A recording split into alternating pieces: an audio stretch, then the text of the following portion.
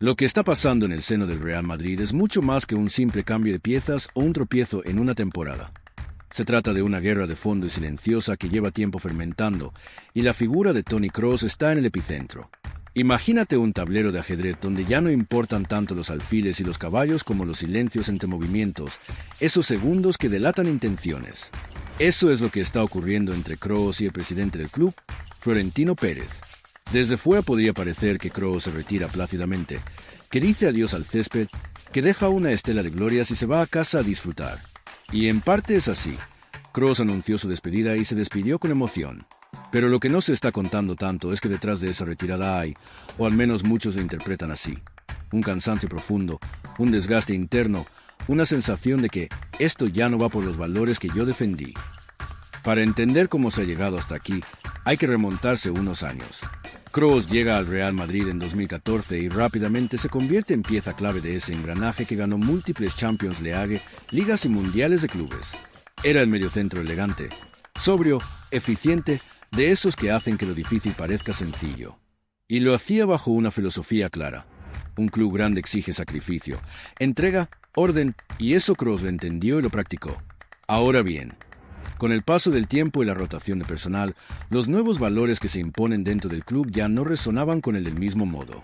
Ese cansancio no es algo visceral, ni un ataque explosivo lleno de declaraciones incendiarias, al menos hasta ahora no lo ha sido de forma pública. Es más bien una fatiga acumulada, de ver cómo los movimientos del club, las decisiones de la directiva, los fichajes quizá más de marca que de sustancia, los mensajes emitidos al exterior, parecían alejarse de lo que él creía que debía ser un Real Madrid serio, profesional, competitivo hasta el último aliento. Y cuando un futbolista como él, que ha sido testigo y protagonista de la cumbre del éxito, empieza a percibir que el proyecto ya no encaja con su propio estándar, se desencanta. En ese desencanto aparece Florentino Pérez, figura polarizante sin duda, pero imprescindible en la historia del club. Pérez representa la ambición, la grandeza, la gestión de gigantes, la construcción de un imperio mediático y deportivo. Pero también representa el riesgo. Cuando lo que era ambición se convierte en gestión de expectativas, autopromoción, decisiones más orientadas al marketing que al rendimiento, los desencuentros se ceban con los que prefieren la esencia al flash. Kroos, al fin y al cabo, nació, creció y vivió gran parte de su carrera profesional creyendo en la sustancia. Y cuando la sustancia flaquea, el sentido se nubla. El signo más visible de esa tensión es ese adiós anunciado. Kroos decide que lo mejor es irse cuando aún estaba a la cima. Es una actitud que choca con el perfil habitual de los futbolistas que se agarran al final de su carrera aferrándose al sistema. Pero él prefirió marcharse antes de perder protagonismo, antes de convertirse en una sombra de lo que fue. Y en su podcast dejó claro que observaba al club desde afuera con una mezcla de cariño y de preocupación. Es ahí donde algunos analistas detectan el germen de la guerra interna. No solo se va por el desgaste físico o la edad, sino porque la alineación entre el jugador, el vestuario, la plantilla, la directiva y la estrategia global del club ya no es la misma. Para quienes siguen al Real Madrid con lupa, el asunto no se queda en lo individual. Se trata de si el proyecto se resiente, de si lo que funcionó ya no es sostenible, de si la transición generacional y deportiva se está haciendo con la misma visión de antaño. Kroos lo ha dicho de forma velada. Hay que ver qué hará el Real Madrid en los próximos años. Un buen mediocentro es fundamental. Esas frases suenan inocentes, pero en el contexto de su salida tienen resonancias. No está gritando me voy porque no me queréis, pero deja entrever que sí hubo desencuentros internos y que quizá no era solo su cuerpo lo que pedía descanso. Desde la vereda del club, Florentino Pérez ha reiterado su gratitud hacia Kroos. Le ha hecho homenaje, le ha dado la vuelta al estadio, los aplausos. Eso en público. En privado, la pregunta es si la directiva habría deseado que ese gigante alemán siguiera un par de años más para amortiguar la transición o para currar como embajador de la entidad, pero que quizá Kroos puso sus condiciones, o al nivel que exige o nada. Y cuando uno se planta así, en un club donde exigir también se traduce en vestir la camiseta del Real Madrid y aceptar ciertas normas no escritas, se producen fricciones. En esa dinámica aparece otro factor que alimenta el rumor, la generación de relevo. El Real Madrid tiene que reinventarse, fichar, potenciar cantera, dar paso a jóvenes. Pero Kroos veía quizá que en ese proceso se priorizaban nombres con tirón mediático o que se apostaba por lo joven sin reforzar la base del equipo como él lo habría hecho. Lo que para algunos es renovación, para él quizá era una señal de que el camino ya no era tan claro. Y cuando un tipo que ha ganado 5 Champions League empieza a dudar de la hoja de ruta, el efecto dominó se siente. Y aquí entramos a lo que podríamos llamar la guerra interna. No es una riña con azotes públicos, ni declaraciones incendiarias al estilo «este club ya no es para mí». Es algo más sutil, más profesional, pero también mucho más peligroso. Cuando el respeto sigue estando pero la confianza se resiente. Cuando el argumento de que el club pone se transforma en «el club ya no me representa». En ese punto, Kroos dejó de buscar protagonismo y empezó a buscar coherencia. Y la coherencia no siempre camina de la mano de la presidencia, por muy poderoso que sea su mandato. Quizá el momento decisivo fue cuando Kroos dijo que su historial como jugador no sirve si no gana títulos, refiriéndose a Xabi Alonso, nuevo entrenador del Real Madrid. No era un mensaje directo contra Florentino, pero sí un toque de campana que decía el club debe saber a qué aspirar, y los nombres bonitos no bastan. Y cuando el presidente Pérez se mostraba impaciente con la renovación, con los resultados, con la construcción del equipo, Kroos ya estaba ahí para observar. Y al observar, muchas veces se decepciona antes de levantar la voz.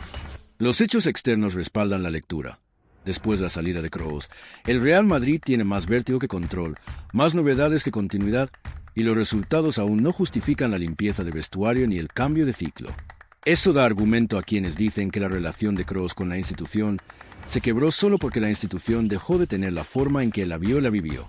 Pero claro, en el fútbol la institución es también marketing, dirigentes, fiabilidad económica, imagen, estadio, cantera, sponsors, y ahí entra la visión de Florentino Pérez, gigantesca, top mediática.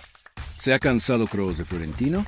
Quizá la palabra cansarse sea demasiado fuerte, pero sin duda se ha distanciado. Ya no busca la foto. Ya no quiere ser una leyenda más que dice gracias y buen camino. Quiere que las cosas funcionen, que la estructura de lo que prometía. Y cuando un profesional de su calibre deja de creer en algo en esa magnitud, lo mejor que puede hacer es despedirse con honor y mirar hacia otro lado. Y eso él lo hizo. Ahora bien, ¿qué implica todo esto para el Real Madrid y para su afición? Implica mucho. Por un lado, que la puerta de los mitos no es para siempre. Un club vive de éxitos, pero también de coherencia. Si los que construyeron los éxitos se sienten desconectados, el valor simbólico se erosiona. Por otro lado, que la transición va a ser más difícil de lo que muchos pensaban. Sustituir a Kroos no es fichar 1, 2 o 3 mediocentros. Es entender una idea de juego, es entender lo que Kroos representaba. La calma entre tormentas, la pausa cuando el rival atacaba, el ritmo justo cuando había que dominar y la inteligencia cuando había que esperar. Ese intangible no se compra en el mercado, al menos no tan fácilmente. Y para los que vemos al Real Madrid como más que un club con camisetas blancas, es una metáfora de grandeza, de resiliencia, de identidad. Cuando esa identidad se cuestiona, lo que sucede no es solo que caerán resultados, cae la esperanza. Y en ese vacío de esperanza, los grandes jugadores pueden convertirse en meros símbolos decorativos, en figuras de marketing. Kroos no quiso eso. Quizá por eso decidió marcharse en el momento justo, no porque el cuerpo no le permitiera más, sino porque el alma se había dicho basta. Si tú estás ahí, siguiendo cada paso del Real Madrid, permanece atento, porque lo que viene es más que un verano de fichajes. Es un test para la directiva, para la plantilla, para los aficionados. Es una prueba de si el club puede reinventarse sin perder lo que lo hizo grande. Y si quieres que analicemos cómo se vería ese nuevo Madrid sin Kroos y sin la complicidad de Flores y del presidente Pérez, suscríbete al canal, que lo que vienen son episodios que se escriben ahora mismo. Y si ya estás flipando con esto, dale al botón de suscribirte, que lo que viene no lo verás en ningún telediario. En definitiva, estamos ante la partida más silenciosa pero quizá más importante en la historia moderna del Real Madrid. La de un jugador que ya no se siente parte de ese engranaje, que atraviesa la puerta de salida con la dignidad de quien deja algo construido y con la mirada puesta en que lo que queda tenga sentido. Y estamos ante un club que debe decidir si seguirá construyendo sobre los cimientos que le ayudó a levantar o si cambiará de cimentación. Esa decisión no se toma en un despacho, se diseña en cada entrenamiento, cada fichaje, cada partido. Y cuando el reloj marque la hora del próximo gran título, sabremos si Kroos tenía razón o no. Porque la verdad siempre llega al final, sin aplausos ni excusas. Porque la verdad, esa palabra que en el fútbol suele esconderse detrás de una rueda de prensa o un comunicado de prensa, es lo que más pesa cuando se apagan los focos. Dentro del club, todos saben que el adiós de Kroos no fue una simple página que se pasa. Fue una grieta que se abre en un muro donde parecía no caber ninguna fisura. Y aunque por fuera el edificio sigue reluciente, con sus trofeos brillando bajo las luces del museo, dentro hay ecos de conversaciones, de gestos, de miradas que cuentan mucho más que las notas oficiales. En el vestuario, los más veteranos notaron ese cambio antes que nadie. Los jóvenes lo intuían, pero no lo comprendían del todo, porque para ellos, Kroos era algo más que un jugador. Era un referente silencioso, un reloj suizo que marcaba el ritmo de todo. Nunca gritaba, nunca hacía aspavientos, pero cuando le hablaba, todos escuchaban. Y últimamente, había hablado poco, muy poco. Su silencio era elocuente. Había dejado de bromear en los entrenamientos, de corregir con la misma energía, de quedarse charlando con los técnicos después de la sesión. No estaba enfadado, ni triste, ni distante. Estaba cansado. Y en un equipo como el Real Madrid, el cansancio de uno como Kroos se siente como una bajada de tensión en todo el sistema. Ancelotti, siempre con ese instinto paternal que lo ha salvado de más de un incendio, lo notó también. Intentó acercarse, como lo ha hecho siempre, con esa calma italiana, con esa mezcla de autoridad y comprensión. Y sí, hubo charlas privadas, charlas largas, no de reproches, sino de conclusiones. Kroos le confesó que lo que más le dolía no era irse, sino sentir que el club estaba cambiando de rumbo, que ya no reconocía en algunos gestos la esencia que lo había enamorado al llegar en 2014. Hablaban de fútbol, sí, pero detrás del fútbol había otra cosa, una filosofía, un modo de entender la grandeza. Y eso, según él, se estaba diluyendo. Florentino, por su parte, percibía esa incomodidad, pero la traducía de otra manera. En su mundo, las emociones se miden en resultados y proyectos. Si el club gana, todo está bien. Si los ingresos suben, el plan funciona. Es un hombre de visión global, de balance y estrategia, no de miradas o silencios en los pasillos. Pero el problema es que a veces, cuando un líder ve el conjunto, se le escapan las pequeñas grietas que solo los que están dentro pueden notar. Kroos era una de esas grietas. Y lo que él veía desde el césped, Florentino no lo veía desde su despacho. Porque Kroos, más allá de su precisión milimétrica, siempre tuvo una obsesión: el control. En el campo, en su carrera, en su entorno. No soporta el caos, la improvisación o la falta de criterio. Y lo que empezó a sentir en los últimos tiempos era precisamente eso: un ligero desorden. Fichajes que no entendía, decisiones deportivas que parecían más políticas que tácticas, discursos de vestuario que ya no hablaban tanto de mejorar sino de sobrevivir. Todo eso, poco a poco, fue apagando su entusiasmo. Y en un jugador que no vive del ego ni del aplauso, cuando el entusiasmo se apaga todo. Algunos dentro del club dicen que el punto de inflexión fue una reunión privada, una de esas conversaciones que nunca llegan a los medios pero que dejan huella. Kroos habría expresado con claridad que no renovaría, pero que tampoco quería un adiós teatral ni una gira de despedida. No quería flores ni discursos vacíos. Quería respeto. Y eso, en su idioma, significaba irse cuando aún podía mirar a todos de frente, sin deberle nada a nadie. Su idea era sencilla y elegante, como su juego: retirarse sin ruido, sin manchar lo vivido. Pero dentro, esa decisión no cayó bien. Para Florentino, la retirada de Kroos no era solo la pérdida de un jugador. Era un símbolo que se descolgaba del mural de leyendas vivas. Y los símbolos, en el Real Madrid, se administran con cuidado. El presidente sabía que su salida marcaría un antes y un después. Intentó convencerlo, pero Kroos fue tajante. No era cuestión de dinero, ni de minutos, ni de ego. Era cuestión de rumbo. Y cuando un jugador de su nivel te dice que no es feliz con la dirección del proyecto, no hay cláusula que valga. En ese momento, la tensión se volvió palpable. No hubo gritos, pero sí distancias. No hubo enfrentamientos, pero sí desconfianza. Kroos seguía cumpliendo, entrenando, rindiendo, siendo un ejemplo. Pero ya no participaba con la misma pasión en las dinámicas del grupo. El vestuario lo notó. Algunos jóvenes intentaban bromear, pero respondía con cortesías, no con sonrisas. Era como si estuviera ya en otro plano, jugando sus últimos partidos en cuerpo presente pero con la mente ya en la despedida. Y Florentino, que de ingenuo no tiene nada, también lo percibió. Lo que más le irritaba no era la decisión en sí, sino la falta de control sobre ella. El presidente siempre ha creído que todo en el club debe pasar por su visión, que las piezas deben moverse bajo su batuta. Pero Kroos Fiel a su naturaleza alemana, no pedía permiso, comunicaba. Y eso descolocó a la cúpula. No porque fuera una traición, sino porque era un gesto de autonomía.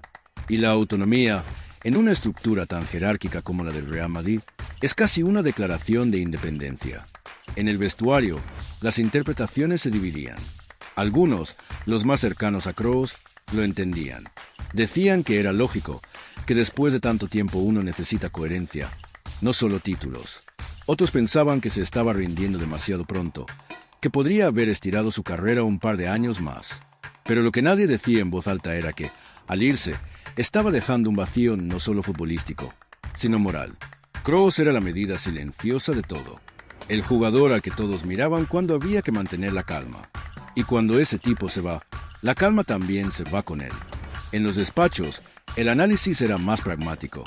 Se hablaba de quién podría ocupar su rol, de los fichajes posibles, de cómo renovar el medio campo. Pero en realidad, lo que se discutía era otra cosa. Cómo mantener la autoridad cuando una figura respetada decide marcharse sin seguir el guión. Porque el Real Madrid no está acostumbrado a que los jugadores se vayan por convicción propia, sin escándalos ni presiones. La mayoría de las veces, el club decide el final. Esta vez fue el jugador. Y eso, aunque parezca un detalle, dolió más que cualquier derrota. A partir de ahí, se instaló un ambiente extraño.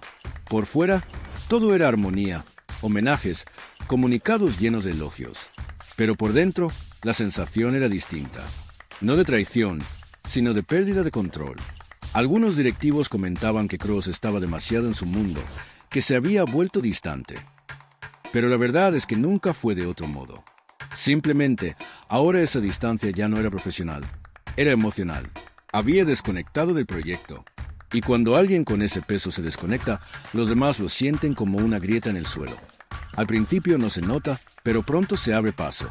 Y ahí aparece la paradoja. Florentino y Kroos se respetan profundamente, pero sus visiones ya no se encuentran. El presidente admira su profesionalidad, su elegancia, su compromiso. Kroos respeta su capacidad de gestión, su ambición, su legado. Pero mientras uno piensa en construir futuro, el otro piensa en preservar esencia. Y en ese cruce de caminos no hay acuerdo posible. Es como si ambos hablaran idiomas distintos, el del rendimiento y el del sentido. Lo curioso es que, si uno escucha con atención lo que dicen ambos en público, las palabras no suenan contradictorias. Todo parece cordial, casi afectuoso, pero los silencios entre las frases son los que delatan la distancia. Florentino dice: Tony será siempre parte de nuestra historia. Y Kroos responde con: el Madrid siempre será mi casa. Son frases hermosas, pulidas, perfectas, pero vacías de conexión. Porque cuando alguien se va sintiendo que el proyecto ya no lo representa, esas despedidas suenan más a protocolo que a emoción. Y mientras todo eso ocurría, los más veteranos del vestuario, Modric, Nacho, Carvajal, miraban con mezcla de tristeza y resignación. Sabían que lo de Kroos era más que un adiós individual.